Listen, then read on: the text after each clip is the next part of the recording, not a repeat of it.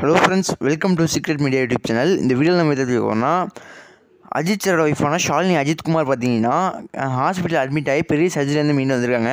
Ajith sir பார்த்தீங்கன்னா ஷூட்டிங்லேருந்து பரபரப்பாக கிளம்பி சென்னைக்கு வந்து மீட் பண்ணியிருக்காங்க. சோஷியல் மீடியா பார்த்தீங்கன்னா ஷாலினி அஜித்குமார் வந்து ஷேர் பண்ணியிருக்காங்க. அஜித்குமார் பார்த்தீங்கன்னா விடாமுயற்சியோட ஃபைனல் ஷூட்டுக்காக பார்த்தீங்கன்னா வெளிநாடு போக வேண்டிய அந்த கட்டாயமான சூழல் வந்துச்சு. அப்புறம் பார்த்தீங்கன்னா ஷாலினி அஜித்குமார் அவசரமாக ஹாஸ்பிட்டல் சேர்த்து அவங்க சர்ஜரிக்குள்ளே எல்லா ஏற்பாடையும் பண்ணி உடல்நிலை சரி பண்ணுறதுக்காக க்யூர் பண்ணுறதுக்கு எல்லா அவசரத்தையும் பண்ணி பார்த்தீங்கன்னா வெளிநாட்டுக்கு போய் கிளம்பி போயிருக்காரு. கிளம்பி போய் விடாமுயற்சி ஷூட்டிங்காக அவ்வளோ உழைச்சிருக்காரு. அந்த ஷூட்டிங் மட்டும் நடக்கலாம் பார்த்தீங்கன்னா ப்ரொடக்ஷன் டீமுக்கு பெரிய நஷ்டமாயிரும்.